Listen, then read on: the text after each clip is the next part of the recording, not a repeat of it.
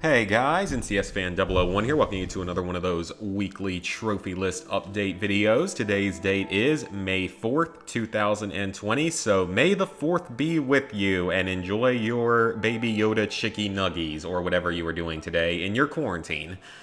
Anyway, this was a very eventful week. This is not going to be a particularly long video because I only got trophies in 2 games, but it was a very successful overall week on various things that I am working on, so I am quite happy with how this week went.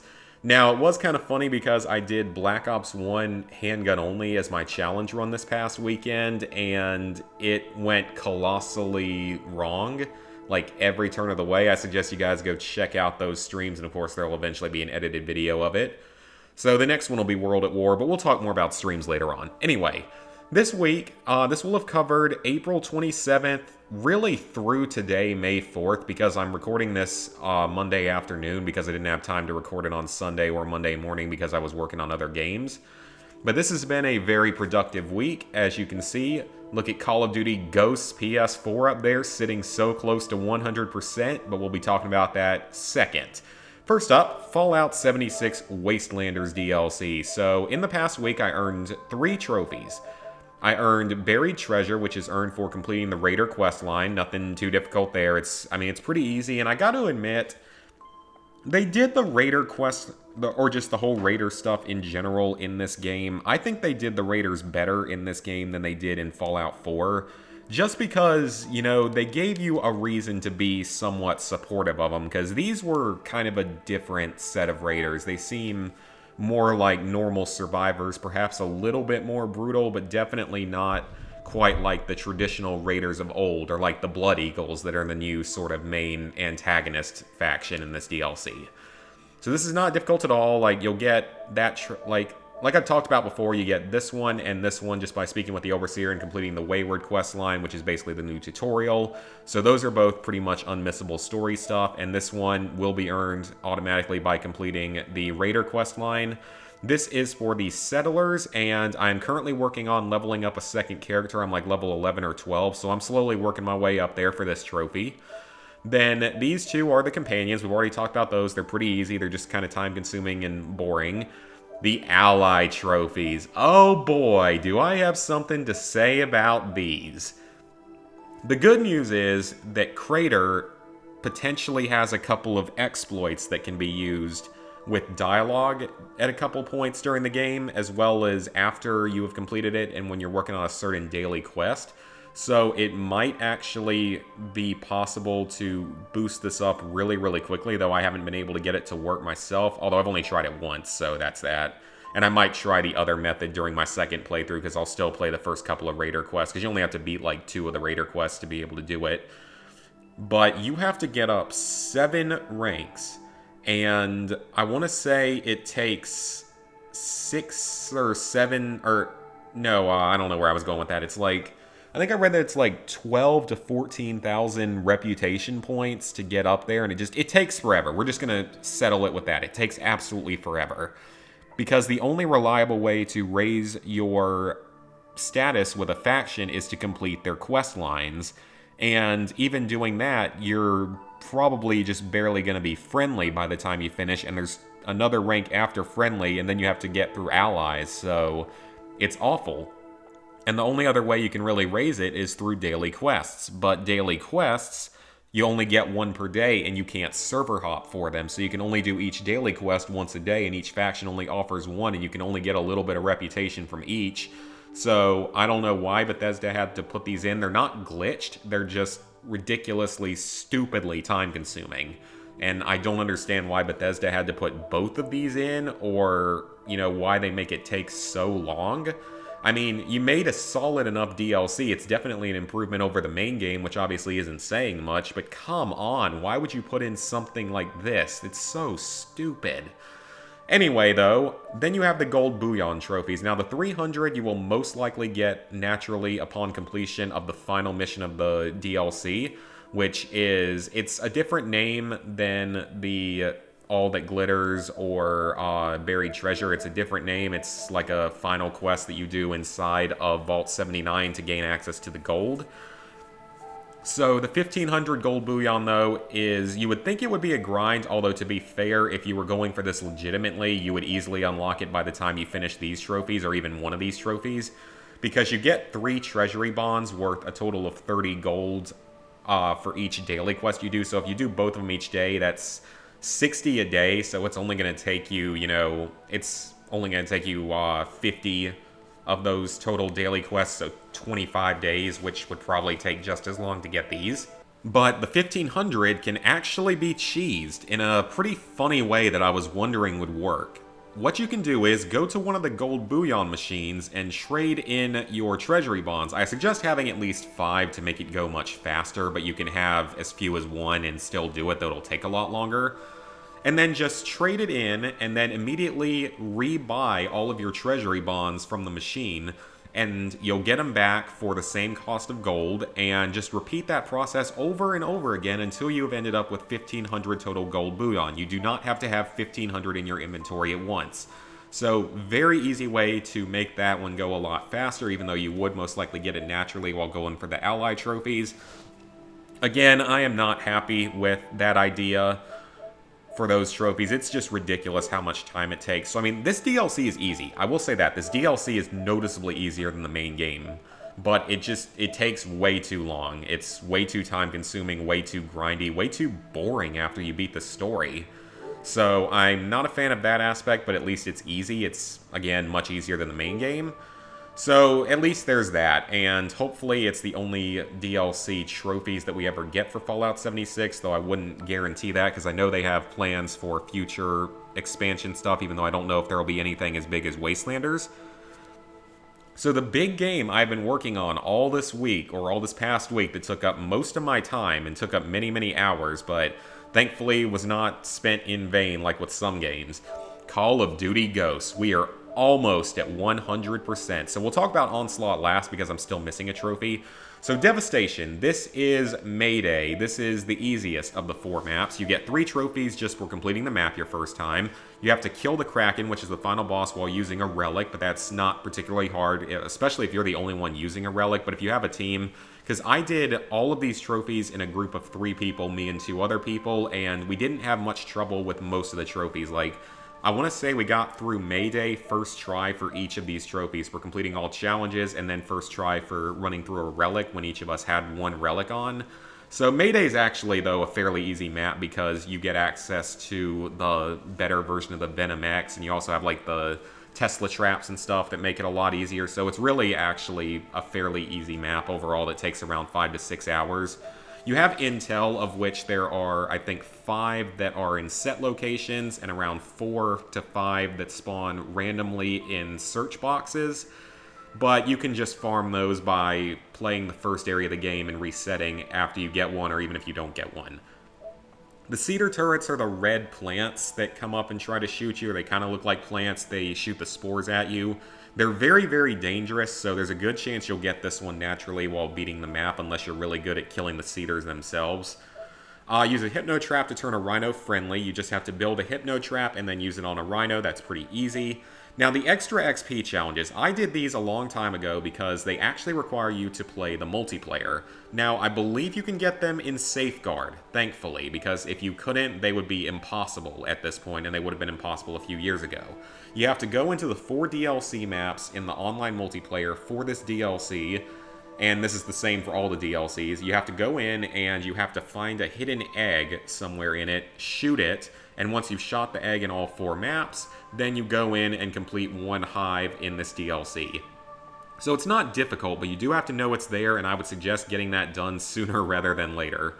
And then you also have to build all of the schematics. Now, this one is actually a little bit misleading because it means all versions of all schematics, so you have to build all 3 versions of the Tesla trap and all 4 versions of the Venom X, which requires a little bit of luck, but it's not difficult. And you can do it over the course of multiple games, thankfully, so that's a good thing. Same with the intel. You can do the intel over the course of multiple games, plus the intel in each map can actually be done on casual difficulty, unlike all the other trophies that almost always require regular difficulty or occasionally hardcore, so that's a nice thing. So then we have Invasion. This is Awakening. This one isn't too difficult in terms of the difficulty of the actual map, but it is more annoying for its trophy list. It's far more time-consuming. So you get 3 trophies for completing the map for your first time, which again, it's not too hard of a map overall once you know how to play it and you know how to dodge the gargoyles and stuff. But you do have to escape in regular or hardcore, so regular, with 2 relics. So I would highly suggest when you're doing this, unless your team is insanely good at the game, I would highly suggest that only 1 player per playthrough uses the 2 relics, and that's okay because of one of the later trophies, which we'll show in a moment. So I would highly recommend doing it that way, just have only 1 player using 2 relics. That'll make it much easier, because then the other players won't have much of an issue. Complete all challenges and escape. This is, of course, the infamous trophy of this DLC, just like the others. Because, you know, completing all the challenges, it's not easy, and it requires a bit of luck, honestly. It does require luck as to what challenges you get, because certain ones are much harder than others, especially depending on where you get them. And I can tell a couple of stories about that. Like, we failed a couple of times, mostly on... I don't think we actually failed this. We failed this once on Awakening. I don't remember what we messed up, though. I can't remember which challenge it was. But we had to do the map multiple times anyway. It was one of the earlier challenges, I believe, though. But on Exodus, I know that we failed once because it was like, oh, you have to kill 10 enemies with a turret, which you would think would be easy. But the area we were in had only 1 turret, and that turret is in a really bad spot. It's the one that's on top of, like, the gas station on Exodus, which is a really, really bad place to have that challenge pop up. So you can get screwed over by challenges sometimes in this game. It's completely random as to which ones you get at any time. Now, I will say, though, killing the leper is far easier than I remembered it being. It's actually extremely easy. We never failed that challenge once because you just use feral instincts and you're fine. So that's a good thing to know. Then there's intel again. I want to say there's only 3 static pieces and 4 random spawning pieces in the random boxes on this one, so there's less intel on this map, so that's kind of nice. Or, no, wait, I think maybe it's 3 or 4. Either way, it's easy because there are guides on where all the intel locations are, but you will have to get through pretty much the whole map to find all of them, same with Mayday. Kill a gargoyle with the Vanguard. You get the Vanguard to destroy a couple of barriers or obelisks or something within the map. And on those, when you use that, you can use it to kill the gargoyle. It's actually pretty easy as long as you know that it's there. Then you have the extra XP challenge. We already discussed that. This is a painful one because you have to kill 5 cryptids with the arc attachment attached to each compatible weapon in a single game of Awakening. So you have to do it all in a single game, which is very tedious because there's 12 different weapons that you have to get the kills with, and some of the weapons are absolutely horrendous.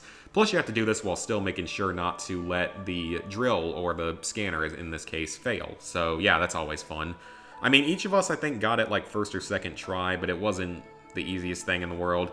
And finally, this is one of the most annoying trophies in this DLC, is you have to escape 4 times, so once is each class. I mean, it's not necessarily difficult once you know how to do the map, but it takes forever, because each round is going to take like probably an hour or so. Especially when you're also working on some of the other trophies at the same time, so that's pretty annoying that they make you do that. It's the only map that makes you do that. For whatever reason, they decided it was a good idea here. And then there's Nemesis, but I will go ahead and say that Devastation is like a 3 out of 10 in difficulty, takes around 5 to 6 hours. Invasion, I'd say, is probably a 4 out of 10 that takes somewhere between 5 and 10 hours, depending on your skill and a little bit of luck and such. Nemesis is definitely the hardest overall map, in my opinion. I would say it is, just because of the ancestors and a couple of the specific trophies. So you only get 1 trophy here just for escaping. Although, actually, no, that's not true. You get this one as well. You get this one guaranteed before you unlock this one. So it's pretty much, those 2 are the unmissable ones for completing this map. Then this one, complete the final ancestor with 1 relic in regular, is not too difficult, especially if only 1 player is running a relic. But there is also a little trophy down here. Kill the final ancestor with a relic active in hardcore mode. So yeah, you also have to do this one in hardcore with a relic. Now, hardcore is not that bad. Basically, it just means that you only earn skill points by completing challenges instead of by just completing, generators and doors. And there's also friendly fire enabled. That's the other thing. So it's not horrendous, but I would recommend when you're going for this to only have one player do it per match. You can actually beat this map a little faster than some of the others. I think it is one of the shorter ones. But do keep that in mind. You might want to do it that way because it's a little bit easier that way. So then you have collectibles on this map. There's 7 of them. There's technically an 8th one that's an Easter egg, but they're all pretty easy. Like, you find like 3 of them in static locations and 4 of them in the random boxes, so nothing much to worry about there. This one, you of course have your complete every challenge and the final ancestor encounter. This one is very tedious on this map because there's a lot of close quarters spaces and stuff where you're gonna have to do challenges. Some of them can be very difficult depending on where you get them. You have, whenever you're opening doors, those challenges are tougher because they're much more heavily timed. So you do have to be a little bit more careful with the challenges on this one, and you may very well get screwed over on your challenges. Sometimes you get unlucky. Then you have the extra XP challenge. We already talked about that. Then you have to kill the final 3 ancestors within 10 seconds of killing the first ancestor. So what you have to do for this is actually fairly straightforward. What you do is, at the very end of the level, you have to activate the Medusa or the Cortex or whatever it's called to wipe out all the cryptids at once to win the match. And actually what you can do is, you're going to be attacked by 3 total ancestors there, plus I think a 4th one will come in like right before it. So you really, though, all you have to do is just hide from the ancestors, which you can hide sort of away from the centralized area. And then as soon as the drill or the cortex or whatever it is done charging, just run right in and everyone holds square at once on the object and you are good to go and you complete the map that way. And then you also have to hit any ancestor with a hypno knife. It's not going to kill them or do anything. That's why it's called You Wish, but it's very easy as long as you find a hypno knife, though you don't get an ancestor until a little bit later in the map. And then finally, this trophy is actually very easy. Just get a triple kill with the NX-1 Disruptor. That's not difficult at all. You're going to most likely get that naturally because it's one of the buildable weapons, but it's really good, and it's the only way to take down the shields on the ancestors. So I would say that Nemesis is probably around a 6 out of 10, mostly depending on your skill and luck. So it's definitely the hardest of the 4, and it still takes, 5 to 10 hours, again, depending on your skill. But it is a little bit shorter of a map, which is nice. Finally, there is Onslaught, the only DLC I have not yet finished. Now, I did this trophy a long time ago where I actually completed the first area of it, but you get these 3 trophies by completing the DLC the first time. You get this trophy by killing the breeder in less than 5 minutes, which is not particularly hard if you have a team that knows how to do it. And one of the guys in the team had I think one of them had the ability, or the Thousand Tooth ability, to have 2 different classes or something, which allowed him to have 2 different special abilities, because each class has like a very special ability that can like make you invincible or make you instantly revive people or stuff like that. And I think that's how we beat it, because we did that actually first try we did it. This one's a little bit annoying. It's a little bit grindy because you don't get the Venom X until pretty late in the map, so you have to be kind of careful with that. But we did just get that one done, so that was one of the last trophies we got through. Then the completionist on this map is not terribly difficult. There's a few hard challenges, mostly sort of, if you get certain challenges that are tougher towards the end, it can be, but for the most part, it's not too bad.